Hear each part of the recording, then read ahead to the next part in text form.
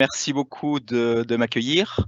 Alors, une petite précision avant de commencer. Comme vous l'avez dit, je suis officier, mais je m'exprime bien ici en tant que chercheur à titre personnel et pas au titre des armées. Alors, les nouveaux visages de la guerre. Pour commencer d'abord par le contexte, rappelons-nous que l'ère de la post-guerre froide a été celui qu'on appelait de la fin de l'histoire, selon le terme de Francis Fukuyama. On annonçait le triomphe inéluctable de la démocratie libérale, de l'économie de marché, l'avènement d'un village global sur le modèle américain. En France, Bertrand Badi théorisait le thème de l'impuissance de la puissance, ce qui voulait dire la substitution à terme des questions sociales aux rivalités politiques. Et dans ce schéma, bien évidemment, la guerre n'avait plus sa place puisqu'elle était appelée à s'éteindre. Malheureusement, aujourd'hui, il ne reste rien de ces utopies. Les puissances, les grands États, mais les États secondaires également, se heurtent avec d'autant plus de violence que la globalisation a finalement multiplié les points de friction, les litiges, les zones d'affrontement même. Donc on peut dire que la compétition globale a entraîné la guerre globale. Et je vais revenir dessus. Je parle de guerre, un mot fort, et j'insiste sur le fait qu'une guerre ne se livre pas forcément exclusivement avec des soldats, des canons et des armes. Les grandes puissances ont mesuré les limites des affrontements militaires. Pourquoi? Parce que les affrontements militaires, et nous avons tiré les leçons des 2 grandes guerres mondiales, sont souvent plus coûteux qu'ils ne rapportent. Ce qui ne veut pas dire qu'il n'y a pas des engrenages capables de conduire des affrontements armés, nous en reparlerons. En revanche, il y a de nouveaux moyens de se faire la guerre. Ce qui permet aux puissances rivales de s'affronter quasiment sans limite, hors limite, disent les Chinois. Les Britanniques, avec leur sobriété coutumière, parlent plutôt de compétition globale, comme vous voulez. Mais les puissances s'affrontent de manière plus insidieuse et destructrice. Ce cadre particulier, ce cadre contemporain particulier, a rendu obsolètes les grilles de lecture que nous avions l'habitude d'utiliser, notamment en France. Il faut se rendre compte que malgré un fond culturel extrêmement ouvert sur l'autre, ouvert sur le monde, en tout cas la prétention que nous avons à l'être, nos grilles de lecture sont souvent extrêmement ethnocentrées. Ethnocentrées parce que nous avons tendance à imaginer le monde tel que nous voudrions qu'il soit. Nous avions tendance à imaginer un petit peu comme un miroir, un reflet de nous-mêmes, ce qui n'est malheureusement pas le cas. Et si la France, et par extension l'Europe, veulent peser sur le monde, veulent pouvoir défendre leurs intérêts, leurs valeurs également à terme, eh bien elles doivent repenser leur approche. Accepter la réalité des compétitions de puissance, accepter le fait que ces compétitions de puissance sont devenues la règle des relations internationales et accepter le fait que les États s'affrontent dans une guerre hors limite, je reprends l'expression de mes auteurs chinois, dans laquelle l'économie, mais aussi la culture, la sphère informationnelle, etc., entrent tous en ligne de compte et où l'outil militaire existe certes encore, mais n'est plus exclusif. Alors, je vais d'abord cerner rapidement la notion de puissance, puisque j'en parle, mais autant savoir exactement ce que j'entends par là. Beaucoup de nos journalistes, d'ailleurs, beaucoup de nos revues, le terme est à la mode, mais vous remarquerez que le terme, malheureusement, n'est pas défini. Donc, je vais essayer de le cerner et de cerner ce que ce terme renferme. Ensuite, nous verrons si le terme de guerre peut s'appliquer concrètement à des situations non militaires. Et j'illustrerai ces nouveaux villages de la guerre à travers 3 exemples. Je parlerai de guerre économique, je parlerai de la place de l'outil militaire dans ces nouveaux types d'affrontements, et enfin d'affrontements informationnels. Et à l'issue, je pense que nous aurons le temps pour répondre à vos questions. Alors, la puissance. La puissance, on en parle de plus en plus, je l'ai dit, reste à la définir. Je vous en propose la définition suivante, qui nous servira de fil rouge. Donc la puissance est une relation multiforme, synergétique,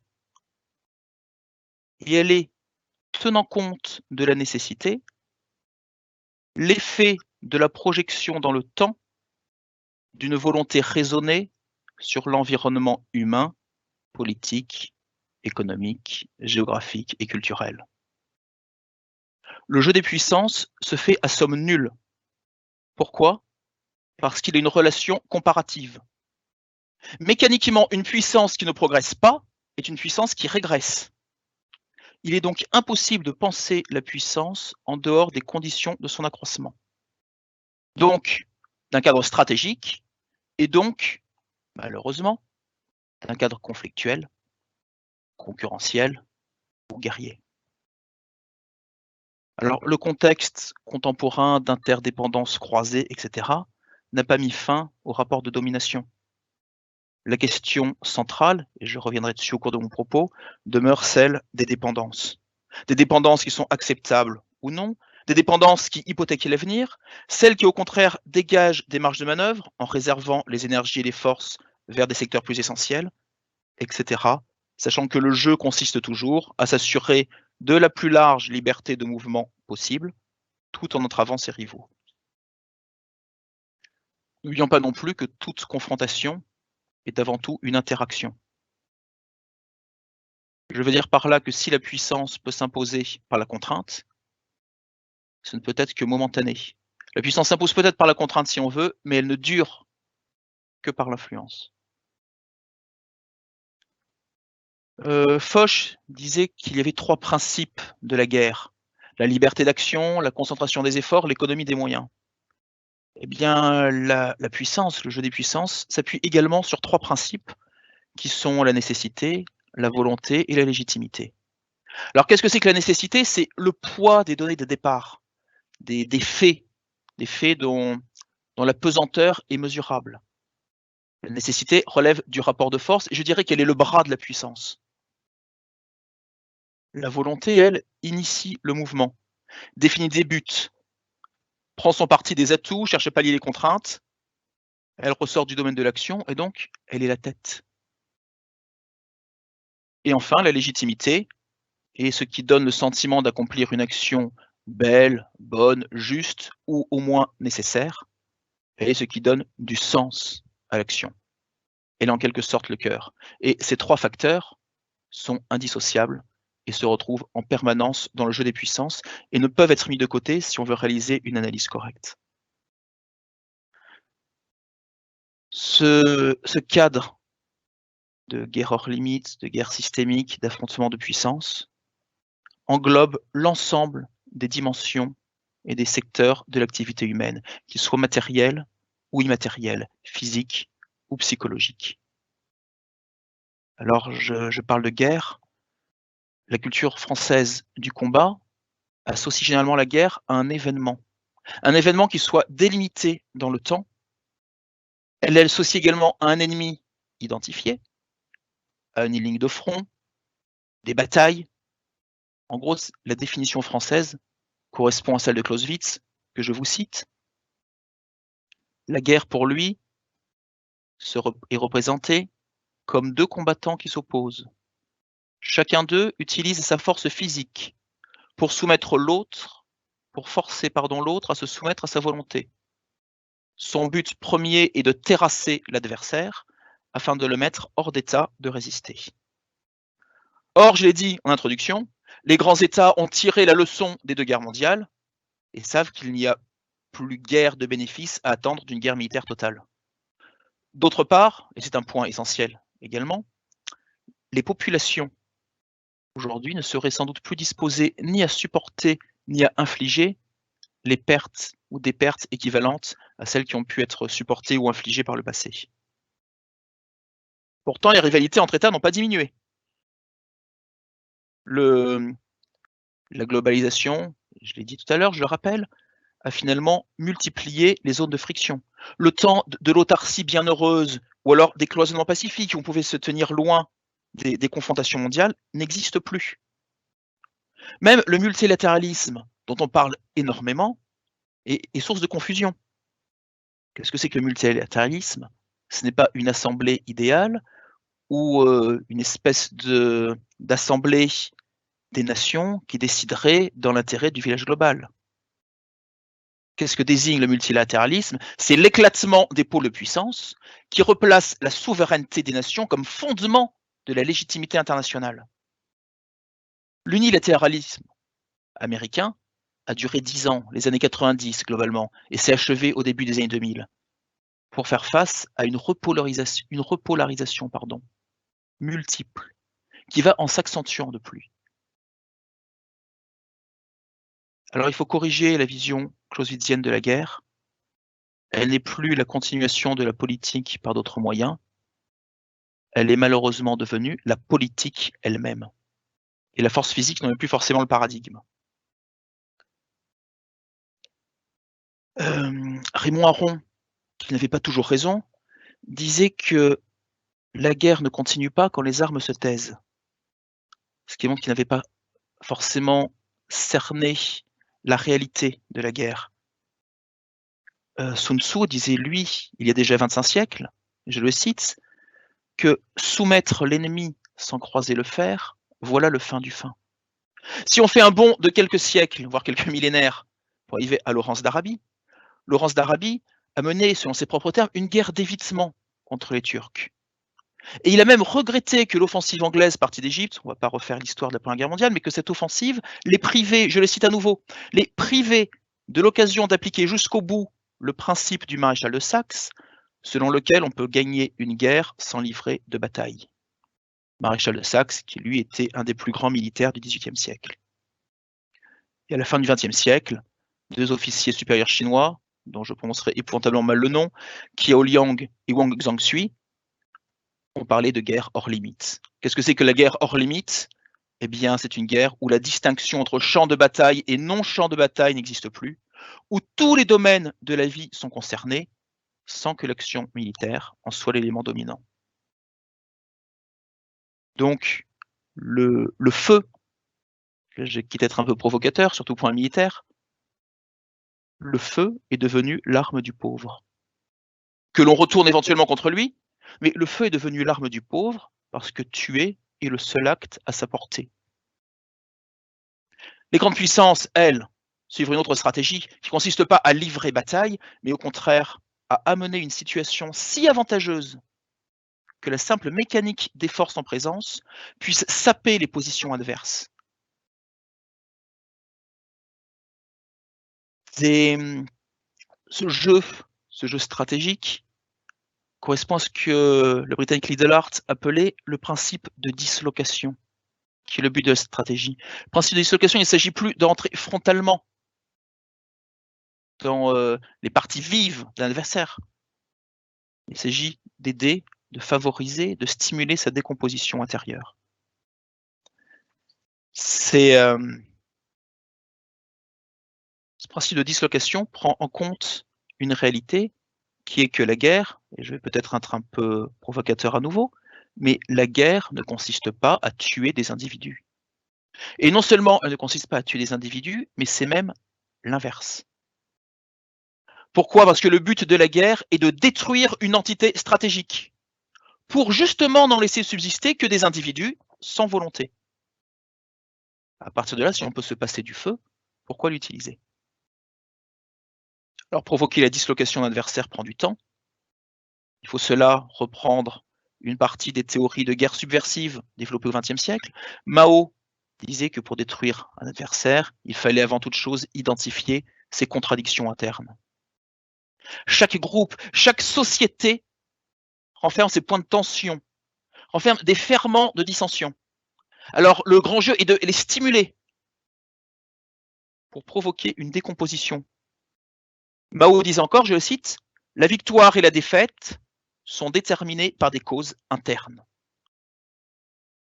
Et ces guerres de dislocation ont des effets à long terme plus destructeurs que les affrontements militaires, parce qu'il est plus facile de reconstruire une ville que de rebâtir une société.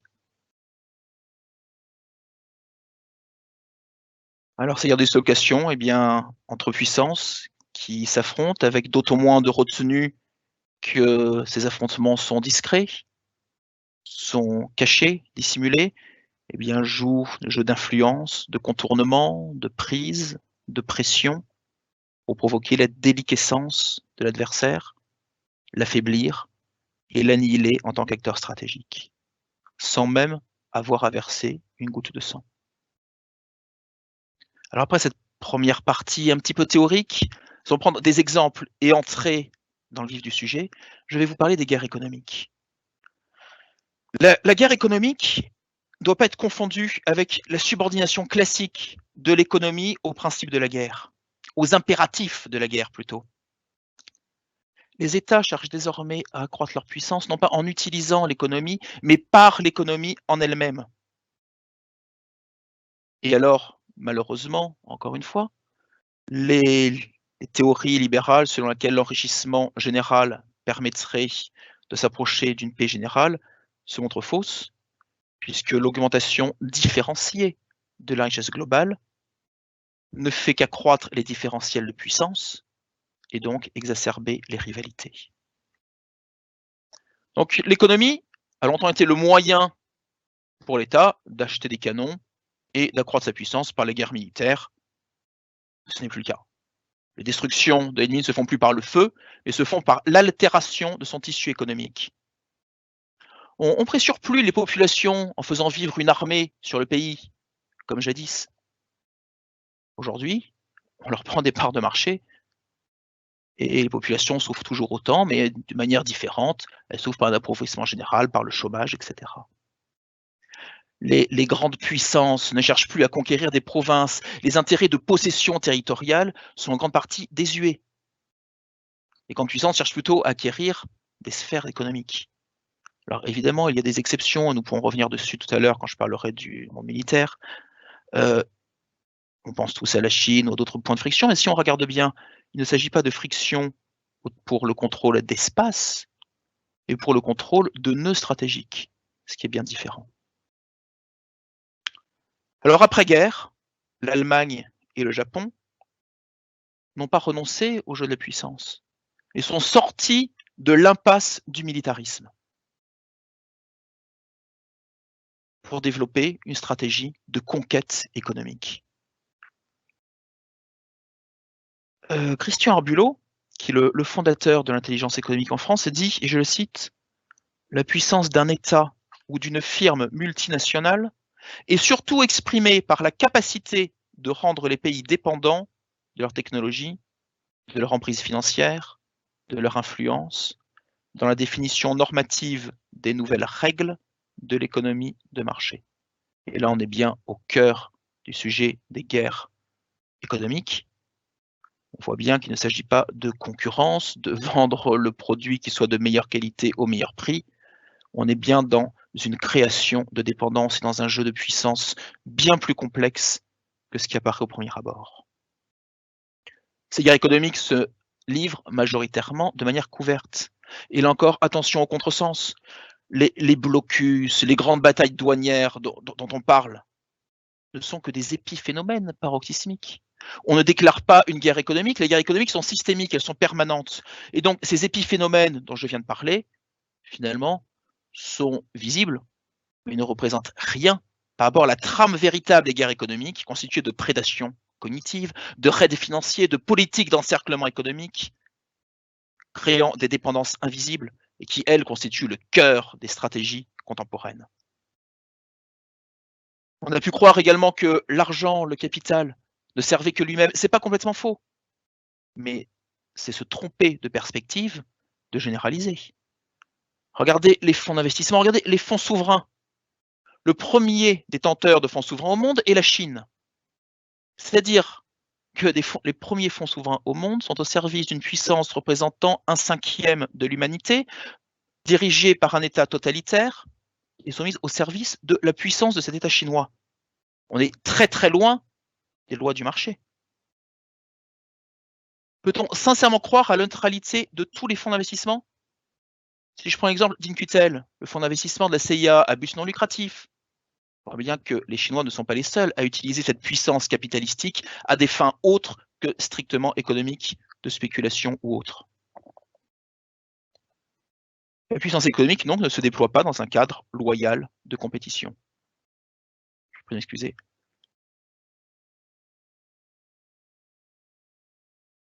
C'est l'heure du thé en Angleterre où je réside. Je vais prendre un exemple qui est l'exemple japonais. La prospérité, la fantastique prospérité japonaise a été le fruit d'une stratégie de guerre économique étalée sur un peu plus d'un siècle. Alors vous avez tous entendu parler de la modernisation instaurée à la fin du XVIIIe siècle, en 1868 exactement, avec le début de l'ère Meiji. Il s'agissait pour la puissance japonaise d'emprunter les raccords. Alors attention, non pas de rattraper les puissances européennes ou nord-américaines, mais d'emprunter des raccourcis qui leur permettent de construire une puissance rivale de ces nations. Il ne s'agissait pas de les rattraper, il s'agissait de les concurrencer. Et cette vision était très claire dans l'esprit des dirigeants japonais dès le début. Premièrement, par la recherche de connaissances dans le monde. Et là, j'ouvre une petite parenthèse pour rappeler que la majorité de la population japonaise était illettrée au milieu du XIXe siècle. À l'aube du XXe siècle, même pas un demi-siècle plus tard, 95% des Japonais savent lire et écrire. Les Japonais ont également envoyé des émissaires dans le monde entier pour se nourrir aux meilleures sources en termes industriels, en termes de connaissances. Alors, visiblement, mon micro a été coupé. M'entendez-vous? Nous vous entendons. Parfait, alors je reprends, merci. Je ne sais plus où j'étais coupé, je reviens rapidement, je parlais des Japonais, de l'ère Meiji, du développement industriel japonais, qui fait que dès 1905, le Japon est capable de battre une puissance comme la Russie sur mer. Alors, ce n'est pas l'aspect victoire militaire qui m'intéresse ici. Ce qui est intéressant, c'est qu'une victoire sur mer au XXe siècle est une victoire industrielle, puisque les bateaux qui s'affrontent ne s'affrontent plus, on n'est plus sur des bateaux à voile ou des bateaux en bois, on est sur des destroyers, on est sur des croiseurs, on est sur le fruit d'une industrie lourde, et la victoire japonaise est caractéristique d'une réussite industrielle.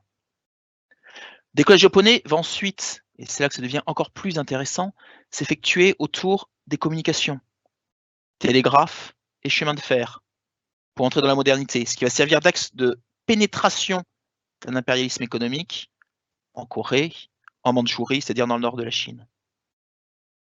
Arrive la Deuxième Guerre mondiale, les désastres que l'on connaît, et là, le passage à la doctrine Yoshida. Qu'est-ce que c'est que la doctrine Yoshida? Du nom d'un japonais, un nationaliste conservateur, qui était 5 fois Premier ministre du Japon après 1945, qui était déjà dans les sphères gouvernementales avant la Deuxième Guerre mondiale, mais qui s'était opposé au militarisme, à l'aventurisme militariste, en disant que c'était le meilleur moyen d'aller au désastre, que si on voulait un Japon fort, il fallait au contraire se livrer à un impérialisme économique et non pas militaire. Et donc, Yoshida va utiliser les formidables atouts du comportement guerrier, organisé, agressif de la population japonaise. Quand je dis agressif, alors en bon militaire, c'est une qualité. C'est-à-dire, peut-être que dans le monde civil, on dirait plutôt pionnier. Loyal également, pour se déployer dans le domaine économique et commercial. Le ministère de l'économie japonais, le METI, anciennement MITI, pilote une stratégie globale de conquête des marchés par ces entreprises, et cela de manière solidaire et coordonnée. Ce qui fait que les entreprises japonaises peuvent se livrer une concurrence normale et même sans état d'âme sur le marché intérieur, mais doivent avancer main dans la main sur la conquête des marchés extérieurs. Le METI organise la collecte, le traitement, la diffusion du renseignement économique, du renseignement technologique, etc., scientifique, selon des méthodologies militaires. Et la forte cohésion des élites japonaises, la convergence des moyens vers une conquête économique à l'échelle de la planète, permet à ces conglomérats, les Keiretsu, qui sont les héritiers des fameux Zaibatsu d'avant-guerre, eh bien, de hisser le Japon à la deuxième place de l'économie mondiale. La Corée du Sud a adopté un modèle similaire. La Corée du Sud, qui, au lendemain de 1945, qui a été colonisée de manière très dure par les Japonais, qui part de très très loin, va réussir à devenir une puissance économique majeure sur des bases à peu près similaires. Donc, ce ne sont pas les Keiretsu, ce sont les chaebols, donc les conglomérats familiaux sud-coréens, qui vont être soutenus par le gouvernement et par le système bancaire national et partir dans une politique de conquête économique. On remarquera que dans ces deux cas, on ne parle pas de libéralisme, de loi du marché, mais de volontarisme stratégique, d'état stratège, pour parler crûment, et bien de politique de conquête. J'ai dit tout à l'heure que les interdépendances n'empêchaient pas les conflits, Et puisque nous avons parlé du Japon et de la Corée du Sud, bien un exemple que vous aviez peut-être suivi, en juillet 2019, tension entre le Japon et la Corée du Sud, qui condamne plusieurs entreprises japonaises à verser des dédommagements aux victimes de travail forcé pendant la Seconde Guerre mondiale. Les Japonais considèrent que la question a été réglée par les accords signés en 1965, peu importe. Tokyo décide de représailles, notamment sur certains composants, je n'entre pas dans les détails, certains composants essentiels aux industries sud-coréennes, notamment à Samsung, pour la constitution des puces mémoire NAND et DRAM. Les Japonais n'hésitent absolument pas, les deux économies sont interdépendantes, mais n'hésitent absolument pas à bloquer la vente de ces éléments essentiels aux Sud-Coréens. Le contexte d'interdépendance, n'est jamais parfaitement équilibré. Il s'accommode bien des rapports de force. Notre monde n'est pas tant celui de la coopération que celui des dépendances croisées, où le plus dépendant est le plus faible. Pour rester en Asie, ce sont des cas qui sont relativement mal connus en France. La cité-État de Singapour a fondé, elle aussi, sa fantastique prospérité sur une politique de puissance à sa mesure, certes, et sur le volontarisme économique de l'État, auquel sont liés tous les fleurons de Singapour. Anecdote intéressante, l'ancien ministre des Finances de la cité-État, Gok Kang-sui, donc a présidé le Fonds souverain de l'île, a été vice-premier ministre de la cité-État.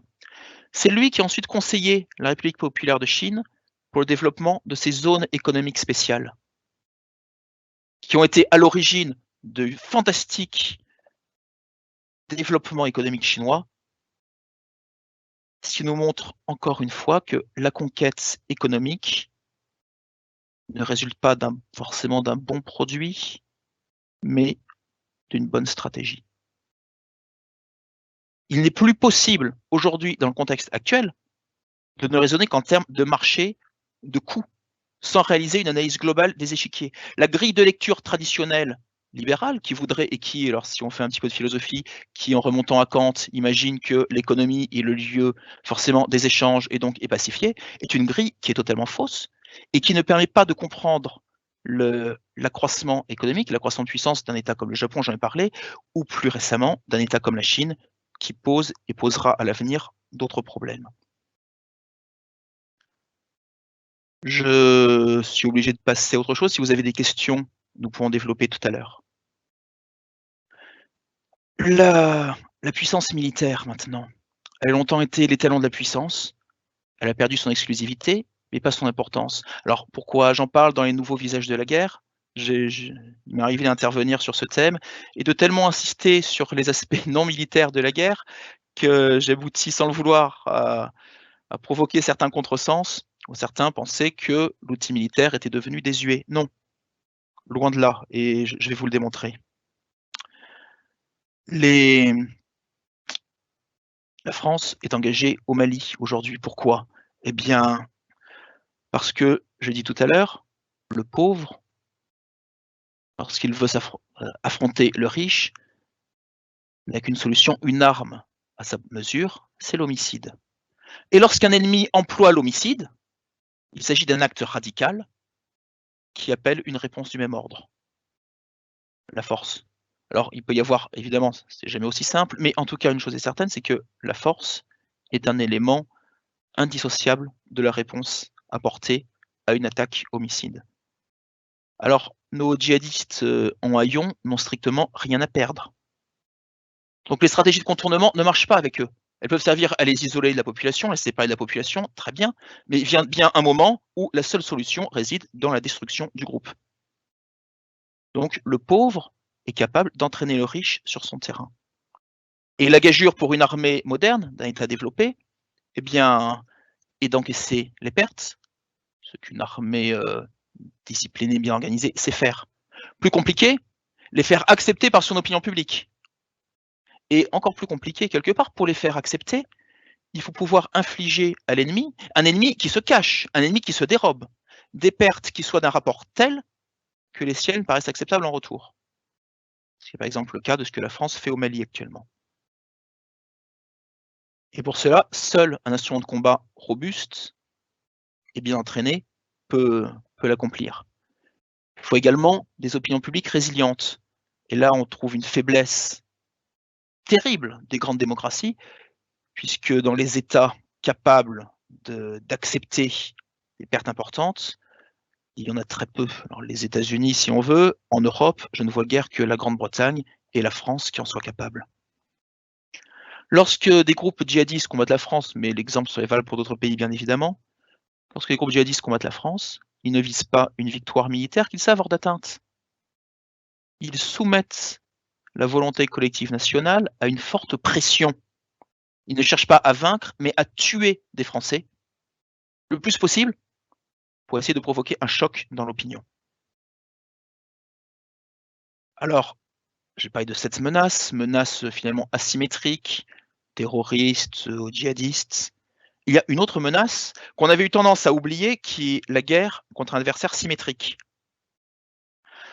Après la guerre froide, l'OTAN a eu un monopole de la force pendant quelques années, c'est terminé aujourd'hui. Donc sans parler de la Chine et de la Russie, qui n'hésitent pas à la contrer ouvertement, des puissances régionales jadis anecdotiques sont devenues des puissances militaires crédibles. L'affrontement militaire direct, et je crois que je l'ai suffisamment dit, n'est plus le mode d'affrontement privilégié entre les grandes puissances, mais demeure dans l'ordre du possible. Et les grandes puissances peuvent aussi se trouver confrontées à des puissances secondaires qui n'hésiteraient pas à les défier sur ce terrain. L'Azerbaïdjan a prouvé très récemment que la guerre pouvait dénouer des situations au détriment des Arméniens. Et le président Ilham Aliyev a déclaré, je vous le cite, « C'est par la voie militaire qu'on règle le problème avant de passer aux méthodes politiques. » Les opinions européennes n'ont pas pris la mesure de cette guerre, parce que la mentalité insulaire des Européens a contribué à leur faire croire qu'ils étaient isolés et que ces problèmes-là étaient lointains. Ils croient aussi qu'en cas de souci, un engagement américain serait automatique. Eh bien, là encore, illusion. Nous avons vu récemment la Grèce se trouver seule en lice face à Ankara, face à la Turquie, qui empiétait sur son domaine maritime au mépris du droit international. Et si la France n'était pas intervenue, n'avait pas envoyé bateaux et avions de chasse, la pauvre Grèce n'aurait eu qu'à s'incliner. Évidemment, la situation n'a pas dégénéré jusqu'à un affrontement conventionnel. Mais qui sait ce qui pourrait arriver demain sur d'autres théâtres, avec d'autres États? Un affrontement conventionnel dur est d'autant plus probable que je pense que les compétiteurs des nations européennes ont pris la mesure de la très faible résilience de leurs opinions publiques, qui voient dans un soldat tué, par exemple, une victime et non pas un héros. Il ne faut pas oublier que beaucoup d'armements servent d'égalisateurs de puissance. Missiles antiaériens S-400 russes, par exemple, qui se diffusent. Le format expéditionnaire réduit des armées européennes sont une véritable incitation à les provoquer militairement. À provoquer un choc militaire qui entraînerait des morts. Je ne parle pas d'un ou deux morts, ou d'une dizaine de morts même, ce qui provoque déjà des chocs monumentaux en Occident. Souvenons-nous même en France de l'embuscade d'Ujbin. Non, mais on parle de morts à un échelon beaucoup plus important. Le but serait de provoquer un effet de sidération et d'effondrement des opinions publiques. Sans compter que la faiblesse des armées européennes ne leur permettrait sans doute pas de s'engager. Donc il est possible d'imaginer des puissances secondaires provoquant les nations européennes, les obligeant soit à reculer pour éviter l'affrontement, soit à accepter l'affrontement, mais à devoir y renoncer très vite, par manque de logistique et de moyens, et par manque de soutien de l'opinion publique. Autre chose, la Grèce antique connaissait le système des guerres ritualisées. La bataille, quelque part, régulait les rapports. Un accord tacite maintenait les affrontements dans des bornes acceptables. Donc les destructions n'étaient pas totales. La même chose a pu se retrouver quelque part en Europe au XVIIIe siècle. Les guerres totales ont mis fin à cet état de fait. Peut-être qu'il pourrait revenir au XXIe siècle. C'est-à-dire que les grandes puissances pourraient s'affronter, non pas directement, mais pourraient s'affronter sur un terrain neutre, entre guillemets, c'est-à-dire d'autres États, qui soient le territoire, le sanctuaire national ni de l'une ni de l'autre. Alors le danger, c'est que ce que j'appelle ces guerres ritualisées, où chacun finalement accepterait de ne faire s'affronter que des corps expéditionnaires, les guerres ritualisées peuvent-elles le rester? Et nous avons vu que, eh bien, dans l'histoire, les guerres ritualisées grecques se sont terminées par la guerre du Péloponnèse qui a fini en guerre totale.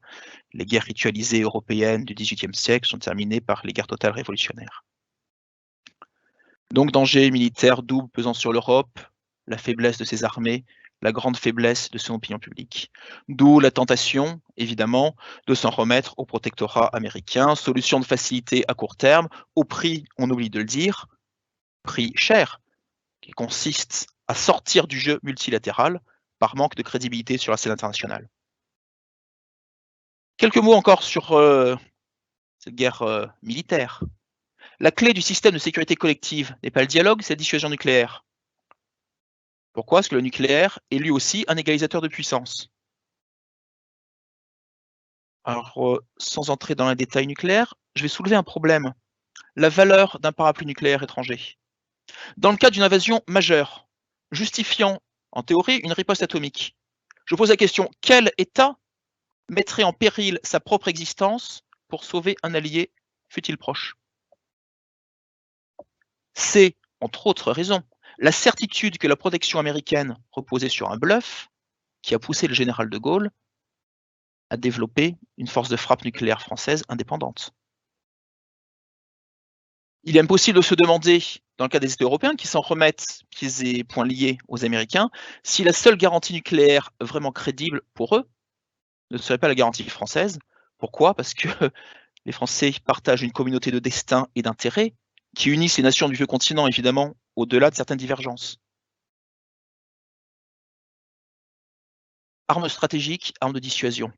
L'arme nucléaire exerce aussi une attraction irrésistible sur les états-majors. Parce que l'idée d'une arme destructrice sur le champ de bataille est extrêmement tentante. Et les Américains se sont laissés tenter, puisqu'en 2019, ils ont armé un de leurs sous-marins avec des têtes nucléaires à peu près 3 fois moins puissantes que celles d'Hiroshima. Des bombes nucléaires tactiques qui pourraient être employées sur le champ de bataille. Les Russes leur ont aussitôt emboîté le pas. Donc, je vous ai dit que la garantie stratégique nucléaire américaine était douteuse. Il est peu probable que les Américains utilisent leurs armements stratégiques en s'exposant à une frappe en retour. En revanche, l'inhibition concernant l'emploi d'armes nucléaires tactiques tend à diminuer. Imaginons un conflit en Europe avec la Russie, c'est pourquoi se préparent les Américains. L'Europe pourrait devenir un champ de bataille nucléaire où les armes tactiques seraient limitées au champ de bataille européen, où les grandes puissances russes, américaines éviteraient les frappes stratégiques sur leur territoire respectif, évitant ainsi les risques de riposte et transformant l'Europe en champ de bataille nucléaire. On est dans la théorie, mais c'est pour montrer à quel point s'en remettre à autrui pour sa défense est excessivement dangereux. Pour finir, nouveau visage de la guerre, eh bien la dissuasion nucléaire a toute sa place. Vous avez tous suivi la décision britannique récente d'augmenter l'arsenal nucléaire de 40%.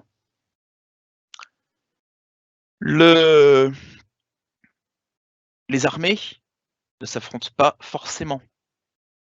Elles ne s'affrontent pas forcément directement. Le garde-fou nucléaire dont je viens de parler a transformé l'échiquier international en jeu de go. Je m'explique. La désoccidentalisation du monde a favorisé l'émergence d'autres approches militaires qui vont être basées sur le mouvement, la dissuasion, les effets mécaniques, plus que sur la rencontre et le choc qui relèvent de la culture européenne ou américaine. À la destruction des pièces adverses, les puissances vont préférer l'occupation des espaces stratégiques. Précéder l'adversaire sur un espace stratégique et occuper cet espace de manière suffisamment crédible pour qu'il soit difficile de nous en déloger. C'est exactement ce qu'a fait la Russie en Crimée. Autre méthode militaire, mais qui évite la confrontation directe tout en étant au cœur des problématiques militaires, la saturation des espaces. Et c'est ce que fait la Chine en mer de Chine. Pékin joue un jeu subtil qui consiste à progressivement surclasser localement l'US Navy dans la zone, en concentrant ses moyens navals, en fragmentant l'espace également. Les récifs coralliens transformés en îles artificielles fragmentent l'espace, permettent mécaniquement également d'offrir à la marine chinoise de nouveaux points d'appui, et progressivement de modifier l'espace pour aboutir, sous une pression continue, à un effet d'accumulation, un rapport de force à terme qui ferait que le combat serait finalement impossible, inenvisageable, parce que le rapport de force mécanique ferait que les Américains ou occidentaux ne pourraient pas se permettre de le mener. D'autres, je pourrais continuer sur les problématiques militaires également, militaro-industrielles, ce qui a permis au président Macron de dire que les États-Unis représentaient une menace pour l'Europe. La menace n'est pas celle d'une invasion militaire, bien évidemment, mais c'est celle d'un démantèlement du complexe militaro-industriel européen qui la mettrait définitivement entre les mains de Washington, sans possibilité de reconquérir son indépendance, puisque les technologies militaires sont tellement pointues que toute perte de compétences est quasi irréversible de nos jours. Enfin, le XXIe siècle a vu apparaître et se développer un nouveau type d'affrontement, les guerres cognitives. L'espace informationnel, l'espace immatériel s'affirme comme une 5e dimension, où se déplacent à la fois les intérêts et les affrontements. C'est un environnement qui est fluide, instable, également égalisateur de puissance, ça en fait un certain nombre, plus encore que les égalisateurs de puissance nucléaires ou militaires divers et variés. Dans la sphère informationnelle, le fort n'est pas assuré de la victoire, loin de là. Le faible est capable de lui porter des coups mortels. Ensuite, il est difficile de prouver une agression immatérielle. Donc, ce domaine ne connaît pas de limites. Et on va en revenir au principe de dislocation. À l'ère des masses, l'ère des masses dans les démocraties, mais même dans les États autoritaires, nous sommes à l'ère des masses et des opinions publiques, dont même les États autoritaires ne peuvent faire totalement fi. Eh bien, l'information et la connaissance peuvent déstabiliser des entreprises, évidemment, mais aussi des États, contrer la politique d'un État, briser sa volonté stratégique. La véritable nouveauté stratégique des nouveaux visages de la guerre, c'est que la connaissance prend désormais le pas sur la matière. Les Britanniques ont pleinement pris conscience de cette 5e dimension, ce nouveau cadre.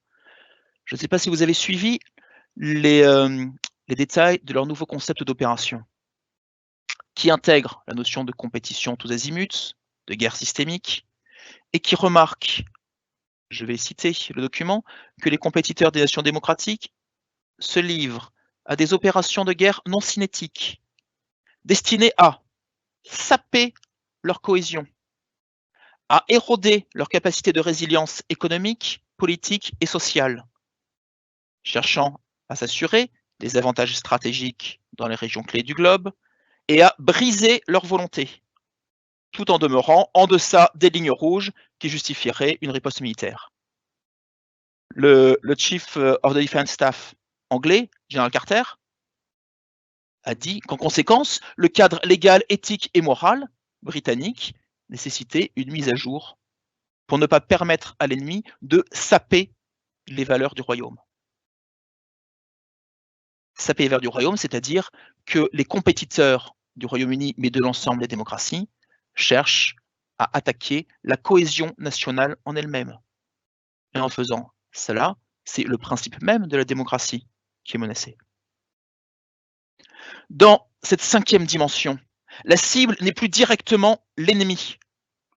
Il s'agit d'agir sur l'environnement, de modeler le comportement d'un adversaire à travers des actions couvertes et ouvertes. Je reprends le document britannique.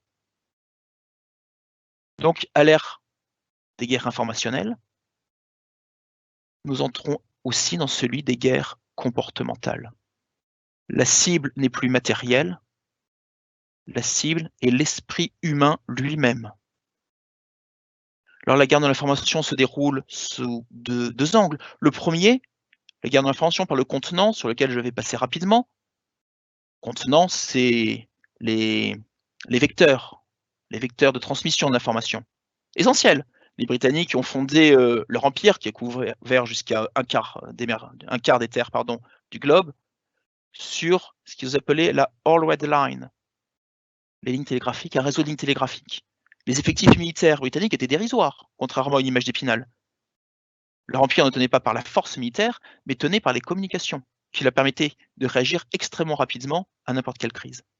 Nouvelle puissance dominante, les États-Unis d'Amérique ont eux aussi mis en place un véritable impérialisme informationnel, créateur d'Internet, de la plupart des réseaux d'échange. Ils bénéficient également de capacités de stockage des données sans équivalent. Et la masse de ces informations ne lui est évidemment pas hermétique. Vous avez peut-être suivi, on en parle de plus en plus, même dans les journaux grand public français, le Cloud Act de 2018. Les agences américaines peuvent désormais accéder à toute information figurant sur les serveurs d'une entreprise américaine ou d'une entreprise étrangère hébergée aux États-Unis, sans même que l'entreprise ou l'administration concernée soit mise au courant. Alors pour échapper au monopole américain, les Chinois ont développé leur propre serveur dans le Guiyang pour retrouver des marges de manœuvre.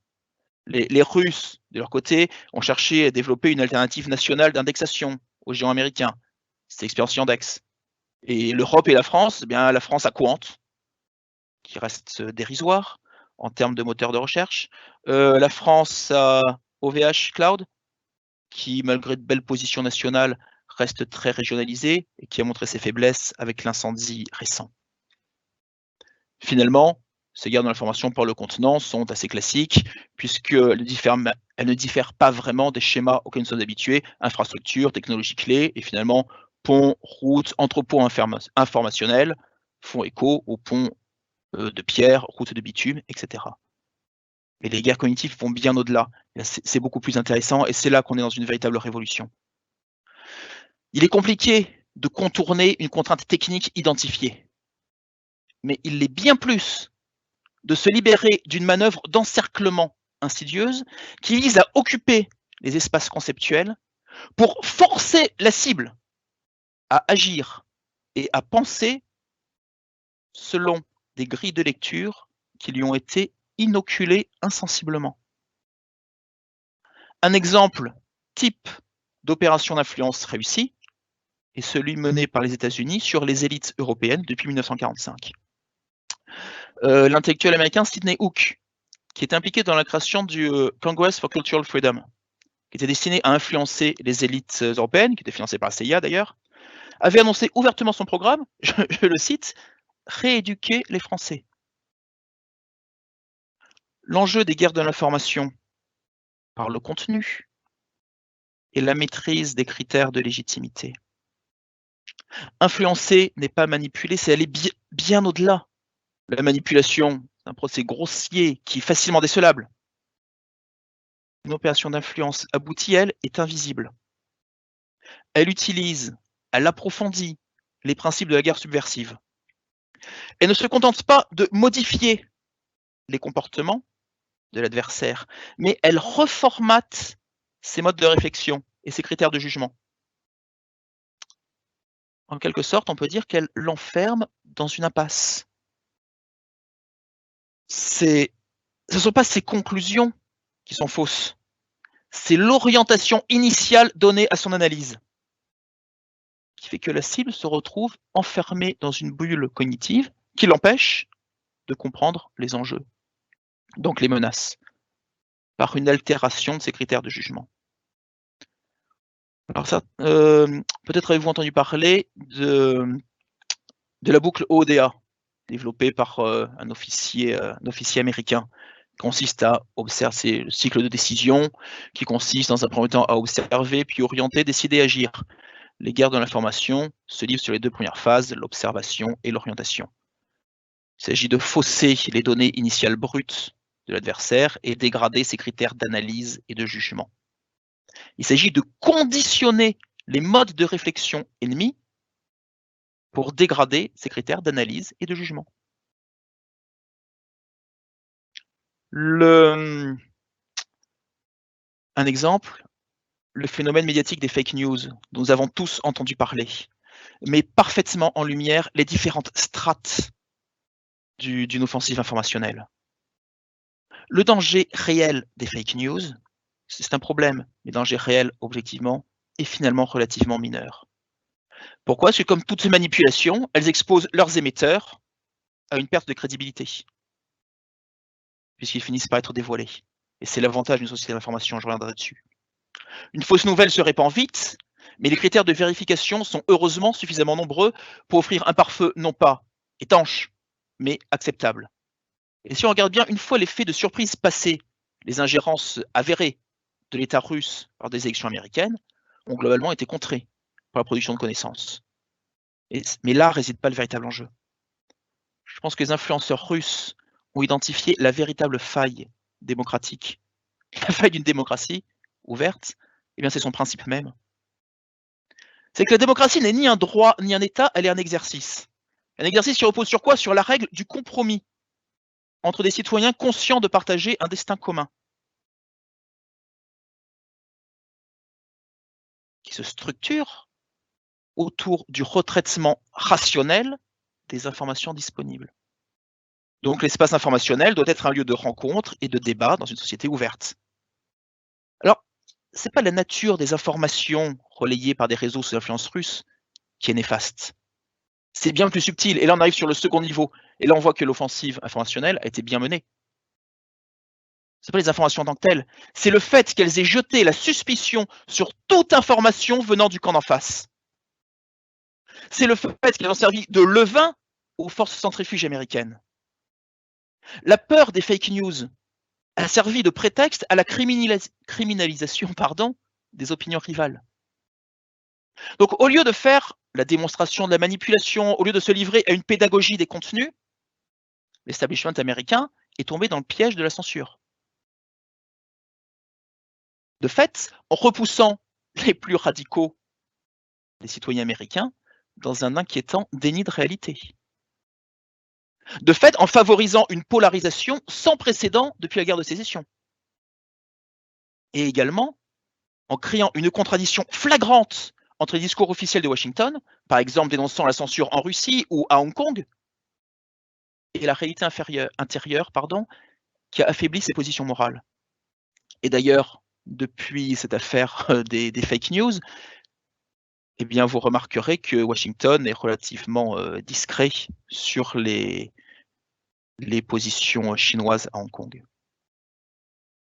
Donc le succès des ingérences russes n'est pas d'avoir influencé une partie peu éduquée des masses américaines, c'est d'avoir remis en cause le modèle de société ouverte, c'est d'avoir contribué à la dislocation de l'espace public, d'avoir corrompu le débat démocratique de l'intérieur, en substituant au dialogue et au débat une mécanique conflictuelle interne radicale. C'est une étape sur la voie de la dislocation sociale et culturelle. Et l'incapacité des Américains à surmonter démocratiquement et sereinement l'offensive des fake news n'est pas anecdotique, elle constitue une défaite informationnelle stratégique. J'ai été extrêmement long, je termine rapidement sur les guerres de l'information pour balayer une idée fausse qui serait que les démocraties partiraient vaincues en termes de guerre de l'information. Vaincues face aux régimes autoritaires ou semi-autoritaires. Eh bien, ces derniers, ces régimes autoritaires ou semi-autoritaires, tentent de voiler leurs propres contradictions sous un plâtre technologique et judiciaire. Contrôle des canaux de diffusion, criminalisation des idées. Donc en fait, ils contrent une menace immatérielle, les idées, par des moyens matériels, qui ne peuvent jamais être totalement étanches.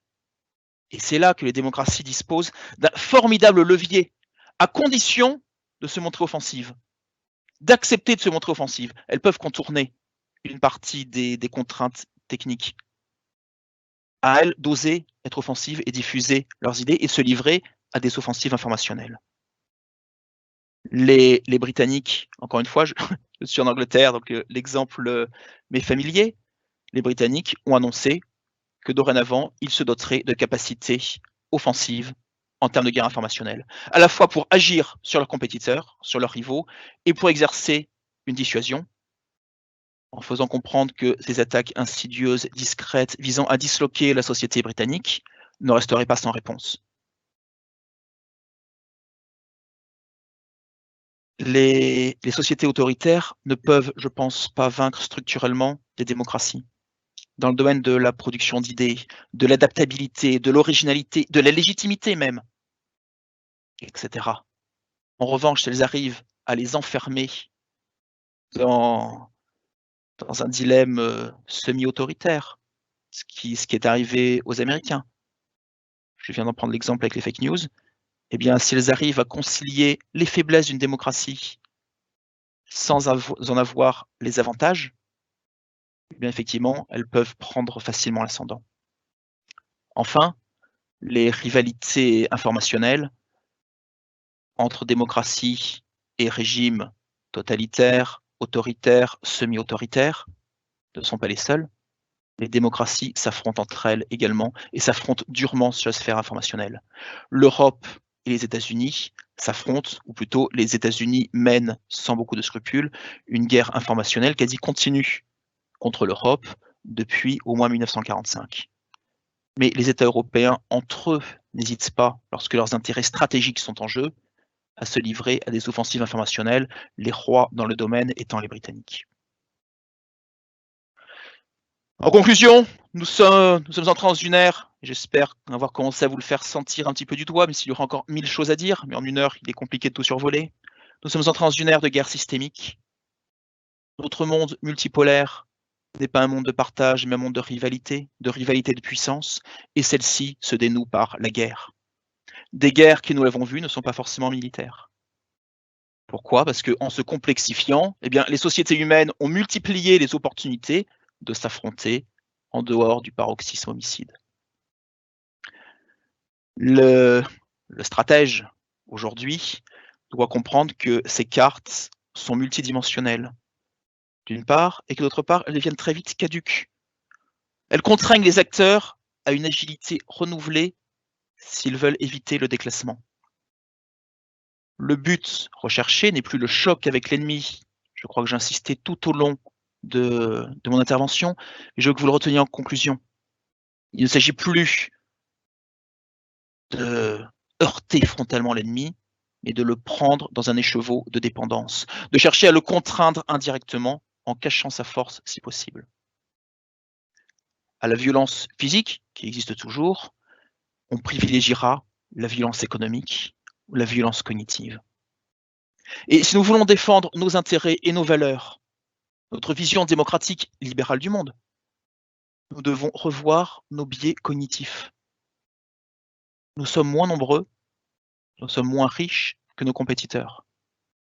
Notre seule chance d'échapper aux liens de dépendance en place, de défendre notre vision de la liberté, à l'heure où la puissance montante, la Chine, est dirigée par une bureaucratie totalitaire, à l'heure où les États-Unis exercent leur protectorat sur une Europe affaiblie. Donc le seul moyen, disais-je, d'échapper à ces liens de dépendance consiste à faire preuve d'agilité, d'une meilleure compréhension des enjeux et des opportunités, de prendre l'avantage cognitif, qui de fait est le seul à notre portée aujourd'hui pour rééquilibrer les rapports de force. Je vous remercie pour votre patience et votre attention, et je me tiens à votre disposition pour répondre aux questions éventuelles. Merci beaucoup pour votre intervention. Nous avons déjà pas mal de questions. Une question que je vais vous lire. À votre avis, quelles sont les probabilités d'une guerre nucléaire dans les prochaines décennies et quel serait le visage d'une telle guerre? Alors, les probabilités d'une guerre nucléaire, à mon avis, sont faibles, ne sont jamais nulles, parce qu'on n'est jamais à l'abri d'un effet d'entraînement, et donc aucune probabilité, malheureusement, dans le monde de la guerre n'est nulle. Je pense que les probabilités sont relativement faibles. En revanche, il n'est, au niveau stratégique en tout cas, il n'est pas impossible qu'un acteur choisisse d'utiliser l'arme nucléaire pour parvenir à ses fins. Je vais prendre un exemple. Mao Tse-tung, dirigeait un État puissant, la Chine, s'est doté de l'arme nucléaire. En fait, le monde a échappé à un cataclysme nucléaire parce que Mao Tse-tung n'avait pas de vecteur pour ses bombes, puisqu'il était prêt à se livrer à une guerre nucléaire totale contre les puissances capitalistes, quitte, il l'a écrit, à sacrifier la moitié ou plus de l'humanité pour rebâtir ensuite un monde meilleur. Donc effectivement, on n'est jamais à l'abri qu'un État se retrouve avec à sa tête des dirigeants ou une bureaucratie quelconque qui ait des comportements irrationnels et qui puissent conduire à un dérapage. Maintenant, je ne crois pas foncièrement en une guerre nucléaire dans les décennies à venir. Si accident il devait y avoir, je pense que ça relèverait plus d'un conflit tactique. Des armes tactiques pourraient être employées qui seraient malgré tout désastreuses, mais je pense que les grandes puissances feraient tout pour éviter la catastrophe d'un enchaînement. Merci beaucoup. Une autre question. Quels sont les outils de la guerre économique? La France est-elle efficace en la matière? Sinon, comment peut-elle s'améliorer? Alors, les outils de la guerre économique, c'est très vaste parce que ça mériterait une autre conférence. Je vais essayer de répondre rapidement, mais je vous remercie pour cette question intéressante également. Les outils de la guerre économique, le tout premier, le tout premier, eh bien, c'est comprendre le cadre dans lequel nous nous situons. C'est d'avoir une bonne grille de lecture. C'est-à-dire que tant qu'une partie de nos élites auront une grille de lecture libérale et croiront qu'on se situe dans un cadre concurrentiel à peu près honnête, nous ne comprendrons pas quels sont les enjeux des guerres économiques actuelles. Et si on ne comprend pas les enjeux, on n'est pas capable de les mener. Donc d'abord, avoir une grille de lecture qui permette de comprendre quels sont les enjeux de ces affrontements économiques, quels sont les enjeux de puissance qui se situent en second rideau, qui les conditionnent, et ensuite se doter évidemment des instruments, donc en termes d'intelligence économique, d'utilisation du renseignement, de perspectives stratégiques. Est-ce que la France a aujourd'hui de véritables perspectives stratégiques à moyen et long terme sur le plan économique? Ça pourrait se discuter. Donc je pense qu'il y a un travail gigantesque, mais que la première étape est bien de se doter des bonnes grilles de lecture et de sortir de nos grilles de lecture actuelles, qui sont celles des années 1990, celles qui sont même enseignées dans la plupart de nos écoles, celles qui imbibent la plupart des élites françaises, qui sont constituées de personnes compétentes, mais à qui on a cessé d'inoculer ces grilles de lecture d'un monde qui était censé s'unifier dans la démocratie, l'économie de marché, sur le modèle euro-américain, jusqu'à une pacification globale, un enrichissement général. Ce monde n'existe pas. Et malheureusement, ce sont les grilles de lecture à l'œuvre. Merci beaucoup. J'ai une autre question de Pierre qui dit « Merci de votre intervention. Je souscris à peu près à l'entièreté de votre analyse. J'ai l'impression que dans ce contexte, la France apparaît totalement marginalisée par le grand jeu entre les États-Unis et le bloc russo-chinois, et même au niveau régional par la très grande efficacité de la guerre économique allemande. Qu'en pensez-vous en tant qu'universitaire et militaire? Alors, je ne suis pas universitaire, puisque j'enseigne effectivement, mais pas à l'université, à l'école de guerre économique. Mais alors, ce que j'en pense déjà, c'est qu'il n'y a pas un bloc sino-russe. Je pense que nous avons deux puissances différentes qui se retrouvent ponctuellement, qui sont un peu poussées dans les bras l'une de l'autre, en partie par la politique américaine. Je pense que la Russie se méfie énormément de la Chine, et lorsqu'elle se rapproche de la Chine, c'est pas par amour, c'est par nécessité, puisque l'Occident, je déteste ce terme, mais l'Occident qui pour moi définit l'Europe soumise aux États-Unis, l'Occident lui ferme les portes. Et je pense que la Russie préférerait bien évidemment ouvrir les portes et avoir des partenaires multiples, européens, chinois, etc. La France marginalisée en partie. En partie, certes, c'est vrai que la machine de guerre économique allemande est redoutable. On vient de le voir encore une fois avec l'affaire du SCAF. Donc pour ceux qui ne sont pas très au courant, l'affaire du SCAF, c'est le projet d'avion avec tout le système de drones qui va autour de 6e génération, franco-allemand avec une participation espagnole. Et les Allemands défendent leurs intérêts bec et ongles, ont failli remettre en cause le projet. Et on voit que la machine de guerre économique allemande, effectivement, même dans ce domaine-là, domaine militaire où les Français sont censés avoir plus d'habitude, est extrêmement efficace. Oui, la France est en partie marginalisée. Maintenant, il y a aussi des facteurs positifs. C'est que je pense qu'il y a, au niveau conceptuel, déjà, une véritable réflexion sur la guerre économique en France. Il y a une véritable école de pensée sur la guerre économique qui commence à apparaître, qui est extrêmement dynamique. Je crois qu'il y a une prise de conscience. Si on regarde les plus hautes autorités de l'État, elles commencent à parler aujourd'hui, ce qui était inimaginable il n'y a pas si longtemps, de guerre économique. Donc je pense qu'il y a de stratégie. Je pense qu'il y a malgré tout un gros retard, un travail immense à accomplir, mais quelques ferments d'espérance. Ah, oui. C'est pour ça qu'on est là à ILRI, pour former aussi les jeunes à tout ça. Exactement. Une autre question. Bonjour. La crise de la Covid a fait mettre en évidence la souveraineté agricole et de l'arme alimentaire. Pensez-vous qu'à l'avenir, cette forme de guerre prendra le dessus sur toutes les autres et quel pays sera le plus fragilisé? Quels moyens pour anticiper ou lutter contre ce type de guerre? Alors, question très intéressante, encore une fois, je félicite les assistants. Oui, les problématiques agricoles, on a montré que la question de la souveraineté alimentaire était incontournable. C'est l'abbé Suger qui disait que labour et pâturage étaient les deux mamelles de la France. On a eu tendance à l'oublier un petit peu, à croire que l'agriculture était réservée aux pays du tiers-monde et ne représentait plus grand-chose. On a en partie sacrifié la nôtre pour découvrir avec la crise de la Covid que finalement, c'était pas plus mal d'être indépendant en termes alimentaires, qu'on a vu de véritables mouvements de panique dans nos supermarchés et des mouvements de panique encore plus importants au niveau étatique en Chine, par exemple, qui s'est livré à des achats frénétiques de blé, de farine, de biens alimentaires dans le monde entier. Que ce type de guerre prenne le pas sur tous les autres types d'affrontements, non, je n'y crois pas. Mais c'est ce que j'ai cherché aussi à vous dire au cours de mon intervention. Je ne crois pas qu'il y ait un type d'affrontement qui prenne le pas dorénavant. Nous sommes dans un cadre de combinaison hors limite. Il n'y a pas juste une seule arme ou un seul secteur qui va dominer. Je pense que dans le cadre de guerres systémiques contemporains, les États utilisent toutes les armes qui sont à leur disposition. Et la guerre alimentaire, les questions de l'indépendance alimentaire, les questions agricoles en font partie, mais ne peuvent pas être exclusives. Un État qui dans ce domaine est exemplaire est le Brésil. Le Brésil, qui est une puissance industrielle relativement anecdotique, a réussi à fonder une politique de puissance agricole absolument remarquable, jusqu'à se hisser parmi les toutes premières puissances agricoles mondiales, qui lui permettent d'engranger des devises et du coup de développer son industrie. Donc notamment, j'en parle un petit peu dans mon livre, en remportant des batailles comme la bataille du poulet ou la bataille du bœuf, qui peuvent prêter à sourire, mais qui en fait ont des impacts stratégiques essentiels.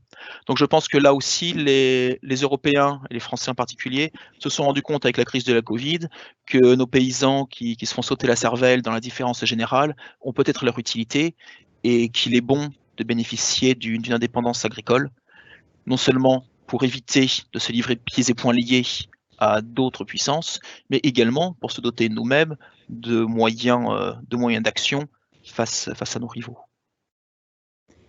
Merci. Alors, notre question, les zones maritimes économiques exclusives ne sont-elles pas les nouveaux enjeux stratégiques de demain et des foyers de conflits à venir? Circulation maritime, recherche scientifique, etc. Je répondrai si. Et vous avez tout à fait raison, cette remarque est tout à fait pertinente. Alors, enjeu, je fais toujours très attention et j'essaie bien insister, il n'y a pas un enjeu qui va vraiment primer. On est sur des enjeux qui s'additionnent les uns les autres et qui s'emboîtent et qui complexifient la situation conflictuelle. Mais il n'y a pas un enjeu qui va vraiment seul dominer les autres. Et oui, c'est un enjeu essentiel, surtout pour une puissance comme la France, qui est le deuxième domaine maritime mondial, un domaine maritime qui est relativement difficile à protéger en raison de son étendue et des moyens dont nous disposons, qui peut constituer un formidable atout à terme, qui constitue aussi une vulnérabilité. On a vu que la Marine nationale française n'exclut pas un scénario type celui qu'ont connu les Britanniques au Malouine, c'est-à-dire une puissance locale qui tout simplement envahirait à nos territoires d'outre-mer. Alors, j'ai une autre question. On a beaucoup de questions. Tant mieux.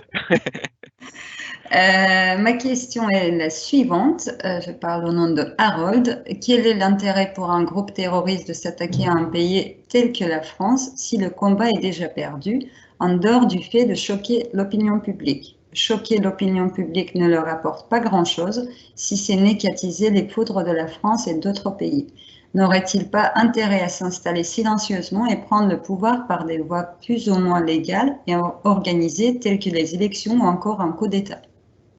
Alors, choquer l'opinion publique, c'est quelque chose qui n'est pas complètement annexe. Après, ne pas oublier que les terroristes agissent effectivement sur la France, mais pour l'instant, dans un premier, agissent contre nous, parfois par méconnaissance stratégique. Il est certain que je ne pense pas que le terrorisme soit capable de déstabiliser un État comme la France. En revanche, il est certain qu'il est, enfin en tout cas c'est le but visé par les djihadistes. Il est certain que l'opinion publique française peut représenter une vulnérabilité et que par le terrorisme, on peut essayer de contraindre la France à quitter les pays alliés et amis qui lui font confiance pour assurer un minimum de stabilité, notamment dans la bande sahélienne, et qu'un retrait des troupes françaises signifierait le chaos dans ces pays-là et la prise du pouvoir des djihadistes dans ces pays-là. Après, je ne pense pas que les djihadistes envisagent de prendre le pouvoir en France, en tout cas dans l'immédiat. Après, qu'ils aient des fantasmes à terme sur fond de bouleversement démographique, de conquête et de soutien métaphysique du Tout-Puissant, pourquoi pas? Mais je ne pense pas que stratégiquement, ils puissent envisager de prendre le pouvoir dans un pays comme la France. Non, mais c'est pas le but. En revanche, s'ils arrivaient à choquer l'opinion publique en infligeant, c'est très clair, le but est d'infliger suffisamment de pertes à l'armée française pour que l'opinion publique s'indigne, que les journaux télévisés, presse écrite, etc. s'en emparent, qu'il y ait des débats et que les Français demandent de ramener les soldats à la maison.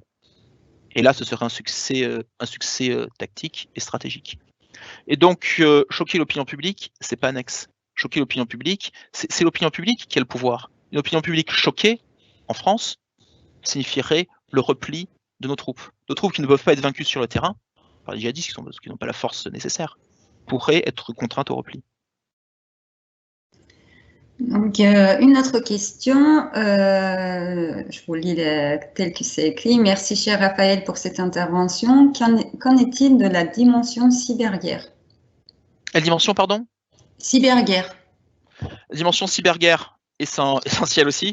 Alors c'est vrai que bon, je n'ai pas pu aborder tous les sujets, donc c'est l'intérêt de toutes ces questions qui nous permettent de les effleurer en tout cas et de les mettre en valeur. La cyberguerre est essentielle et je pense qu'elle relève de la guerre de l'information plus par le contenant que par le contenu. Je m'explique, c'est que les guerres de l'information se déroulent sur deux aspects. Un niveau complètement inodore, indolore, invisible, c'est celui dont je parlais, qui consiste à reformater les critères de légitimité, les critères de jugement de la cible. La cyberguerre est un petit peu plus cinétique, puisqu'elle va directement attaquer la sphère informationnelle visible. Voilà. Elle fait partie des grands enjeux.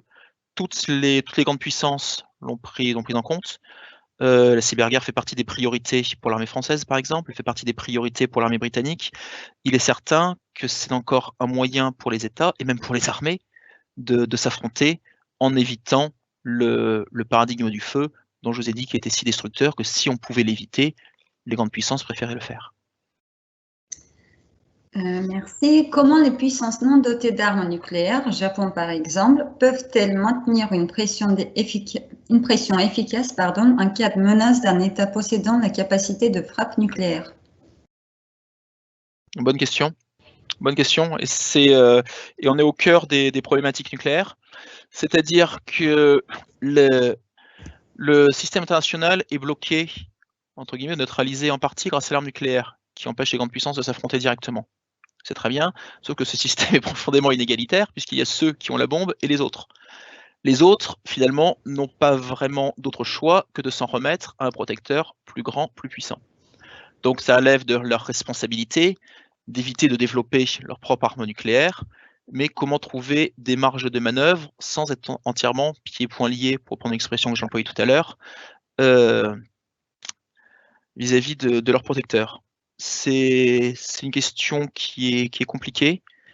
Les grands États se réservent, je pense, une porte de secours, puisqu'aujourd'hui, il n'y a pas un seul État développé qui ne serait pas capable de produire, si nécessaire, une arme nucléaire extrêmement rapidement.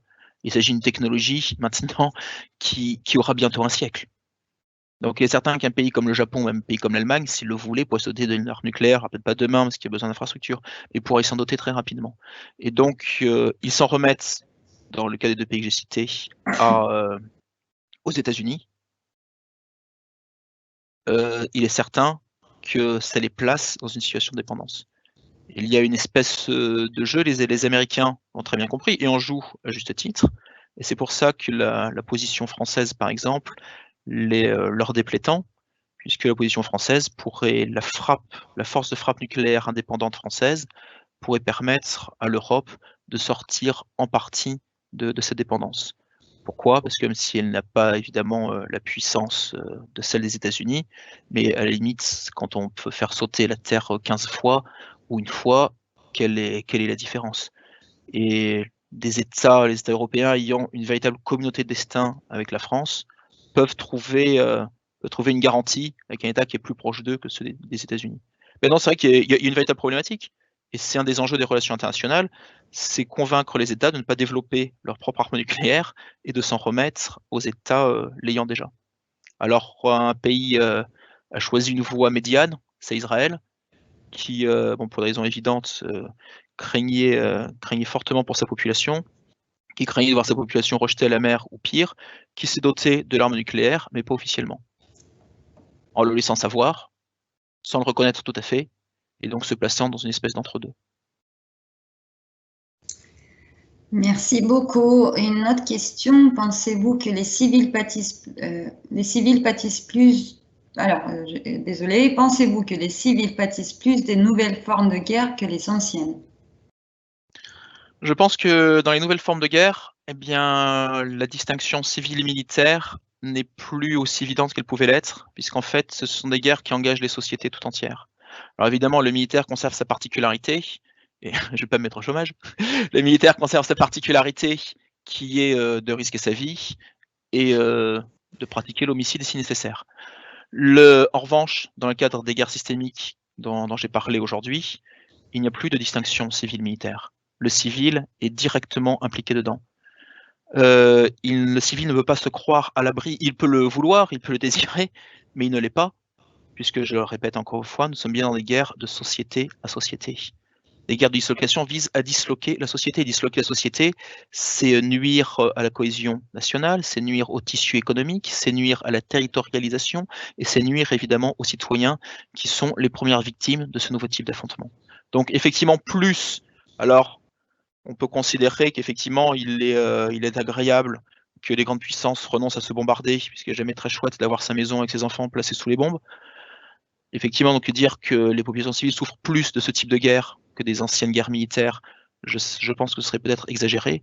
En revanche, elles sont totalement impliquées, elles sont directement une cible, mais elles sont aussi acteurs de ces nouveaux conflits. Une autre question. Incendie OVH égale opération de déstabilisation avant introduction en bourse? Je ne peux pas dire, n'ayant pas d'éléments là-dessus. Bon, tout le monde a pu se poser la question, j'imagine. Je n'en sais rien. Ce qui est certain, c'est que OVH avait commis une erreur stratégique, puisque n'importe quelle entreprise de stockage de données assure quand même la redondance de ces données, et tant qu'à faire, met plusieurs centaines de kilomètres entre ces différents serveurs et les entasse pas les uns sur les autres. Donc il y avait de toute façon à la base une erreur stratégique de la part d'OVH. Au moment où nous connaissons une pandémie mondiale, vous n'avez pas évoqué les risques des guerres bactériologiques déjà pratiquées à une petite échelle au Japon ou en Syrie par exemple. C'est pas une question, je ne sais pas. C'est vrai. Effectivement, je ne les ai pas évoqués parce que je n'ai pas évoqué toutes les possibilités de risques, mais risques bactériologiques, risques chimiques également, risque nucléaire. Alors, pour revenir sur la question de tout à l'heure, des bombes nucléaires d'État à État, ça me semble douteux, même si ce n'est jamais impossible. En revanche, qu'une organisation parvienne d'une manière ou d'une autre à fabriquer des bombes sales, nucléaires, bactériologiques ou chimiques, oui, c'est quelque chose qui est de l'ordre du probable. Je rappelle que le nucléaire est une technologie qui remonte au milieu du XXe siècle. On est dans le premier tiers du XXIe. C'est quelque chose qui est de l'ordre du possible, voire même malheureusement du probable. Et tous les grands États s'y préparent. Merci beaucoup. Une autre question. Bonjour. Selon vos propos, la guerre militaire est très coûteuse et les populations n'acceptent plus les pertes, ce qui justifie la guerre immatérielle, par exemple informationnelle. Dans le même temps, nos chefs d'état-major parlent du retour de la guerre à haute intensité et les budgets militaires sont toujours plus importants. N'y a-t-il pas une contradiction? Non. Je vous ai parlé tout à l'heure du retour possible des guerres symétriques. Et j'ai parlé de guerre ritualisée. Si on veut, c'est-à-dire que je pense qu'aujourd'hui, je ne crois pas à une invasion, je vais parler de la France, je ne crois pas à une invasion militaire du territoire national français. Clairement. En revanche, que la France se trouve entraînée dans un conflit militaire pour défendre ses intérêts fondamentaux ou défendre un allié, pourquoi pas? Et j'ai pris l'exemple de la Grèce et de la Turquie, mais on pourrait prendre un autre exemple. Imaginez très bien que la France, on est dans la théorie, hein, que la France était très liée à l'Arménie et était contrainte de s'engager aux côtés de l'Arménie. Se serait retrouvée dans le cadre typique d'un conflit qui n'aurait pas été un simple conflit expéditionnaire face à des troupes asymétriques, face à des guérilleros si on veut, des djihadistes, mais face à une armée régulière. Et face à une armée régulière, il est certain que les pertes auraient été beaucoup plus importantes que celles qu'on peut avoir aujourd'hui. La question peut même se poser, si on est plus loin, est-ce que aujourd'hui un État européen, y compris la France et l'Angleterre, aurait véritablement les moyens de livrer une guerre conventionnelle de haute intensité face à un pays comme l'Azerbaïdjan et de la remporter? La question est ouverte, je n'ai pas de réponse, mais je pense que si nos chefs d'état-major veulent augmenter les budgets militaires, c'est qu'il s'agit de se préparer à le faire et nous ne sommes peut-être pas tout à fait prêts aujourd'hui. Donc si des conflits de haute intensité, je pense, sont possibles, sont même probables, et ce que je disais tout à l'heure également, c'est que je pense que la garantie américaine n'est pas systématique, n'est pas sûre, si leurs intérêts ne sont pas engagés, d'autant plus que les Américains vont devoir engager de plus en plus de moyens en mer de Chine face à la Chine, ce qui va conduire à un désengagement de l'Europe qui est moins stratégique pour eux. Du coup, je sais plus ce que je voulais dire. Où en étais-je? Alors, je disais, excusez-moi, j'étais parti sur une idée qui vient de m'échapper. Et sur les États-Unis, les guerres qui s'engagent, si c'est pas... Oui, pardon. J'en reviens. Excusez-moi, c'est la fatigue. Et donc les États-Unis ne seraient pas forcément engagés. Et un État pourrait très bien choisir de provoquer les Européens et pousser à la confrontation militaire. Pousser à la confrontation militaire, ça peut être, par exemple, en détruisant un bateau de guerre. Détruire un bateau de guerre, tout de suite, on parle pas de 10 morts. On parle d'un équipage beaucoup plus nombreux.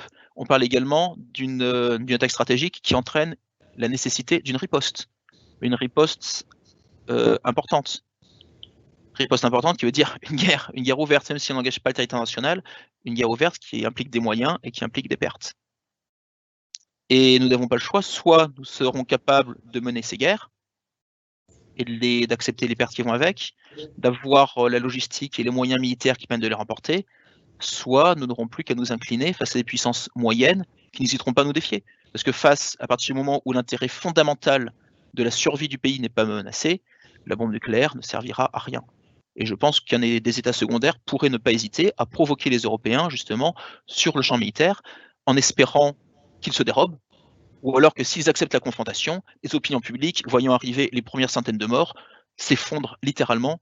J'ai parlé d'effet de sidération tout à l'heure, s'effondrent littéralement sous l'effet de sidération et entraînent un repli. Donc je pense que oui, les guerres conventionnelles de haute intensité sont malheureusement entrées dans le domaine du probable. En revanche, si vous voulez dire guerre de haute intensité type tranchée aux frontières face à l'Allemagne ou face à nos pauvres voisins italiens ou espagnols, je pense que nous avons maintenant beaucoup plus de choses qui nous rapprochent, quoi qu'il ait pu nous séparer au cours de l'histoire, que choses qui nous séparent. Donc non, c'est ça, je n'y crois pas. Une autre question, bonsoir. L'Europe de la défense à venir devrait-elle avant tout être cognitive, informationnelle plutôt que militaire? Non, elle doit être tout à la fois, puisque toujours pareil, c'est Audiard qui disait que quand les hommes de 100 kg parlent, ceux de 60 se taisent. Si l'Europe veut peser sur la scène internationale, elle doit avoir des gros bras. Et pour avoir des gros bras, elle doit avoir un complexe militaro-industriel qui tienne la route, elle doit avoir des armées qui tiennent la route. Donc oui, les aspects cognitifs sont essentiels, les aspects économiques sont essentiels, tous les aspects sont essentiels, mais on ne peut pas bâtir une Europe de la défense en dehors de l'outil militaire. Et ce qui est terrible, c'est qu'aujourd'hui, les investissements nécessités par les armements de pointe nécessaires impliquent des synergies. Ce qui fait que la France seule peut difficilement prétendre continuer sa marche, rester une puissance majeure sans trouver d'alliés et de partenariats. Il ne s'agit pas seulement de développer ces armements, il s'agit ensuite de les vendre et d'avoir un marché suffisant pour que la filière entière soit pérenne et ne s'écroule pas. Et pour cela, nous avons besoin d'alliés. Le problème, c'est que nous avons une grande partie de nos alliés, et surtout le principal au niveau européen, l'allié allemand, qui regardent très très fortement vers les États-Unis et qui se contenteraient volontiers d'être un sous-traitant de l'OTAN à partir du moment où ces entreprises y trouveraient leur compte. Donc le drame français, nous n'avons pas encore trouvé de solution véritable, c'est que nous avons besoin d'une Europe de la défense pour assurer la pérennité de notre indépendance, mais notre indépendance nationale dépend de la souveraineté européenne. Alors, souveraineté européenne, je ne sais pas si le terme est juste, mais en tout cas d'une reprise d'une reprise en main stratégique de l'Europe, et que celle-ci, que nous sommes quasiment les seuls à vouloir d'une puissance. Et il est très difficile de sortir de ce dilemme. Alors il peut y avoir certains facteurs d'espoir. Les élites allemandes sont extrêmement otaniennes ou otanisées. On sait que la population allemande elle est un peu moins. Donc il n'est pas impossible qu'à terme, la situation évolue. Mais aujourd'hui, oui, la France est dans une situation très compliquée. Il s'agit de pérenniser nos acquis militaro-industriels, de continuer à faire l'Europe de la défense, tout en étant les seuls à le vouloir. Merci beaucoup. On va prendre la dernière question et ensuite on va vous libérer. La guerre économique ne commence-t-elle pas au sein de nos entreprises qui sont dirigées par des managers d'origine anglo-saxonne? Alors, ce que vous dites est intéressant parce que alors ça nous amène à un autre aspect des guerres systémiques.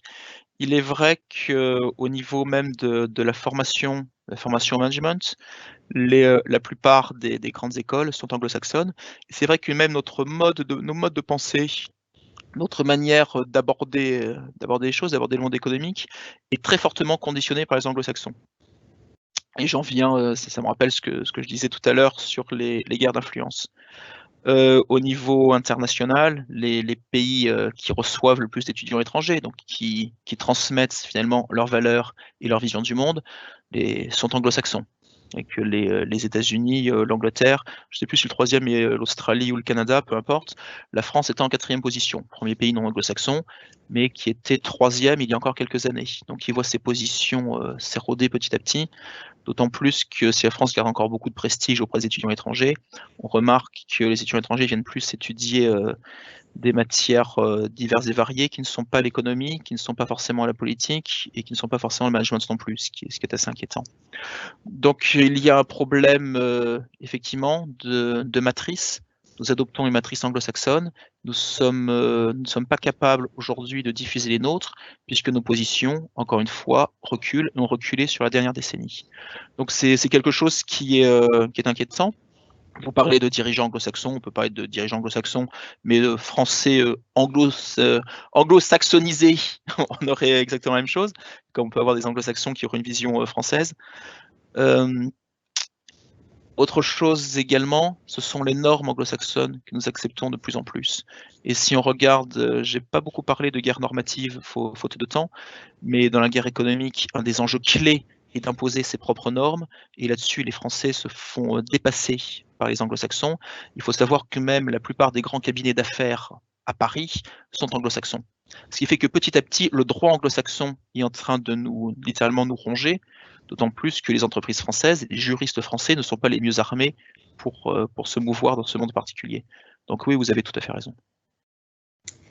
Je vous remercie sincèrement pour votre intervention, pour le temps que vous nous avez consacré, pour toutes les questions. Je m'excuse auprès de auprès des personnes qui ont posé des questions auxquelles on n'a pas pu répondre car on a énormément de questions. Ce qui veut dire que peut-être qu'on va vous inviter à nouveau si vous acceptez pour traiter un autre sujet. Donc, avec plaisir. Je remercie sincèrement tout le monde et je vous dis à très bientôt pour une autre conférence de ILERI. On vous attend nombreux et puis n'hésitez pas à aussi regarder nos vidéos qui sont disponibles sur nos chaînes YouTube. Merci beaucoup et bonne soirée. Merci, au revoir.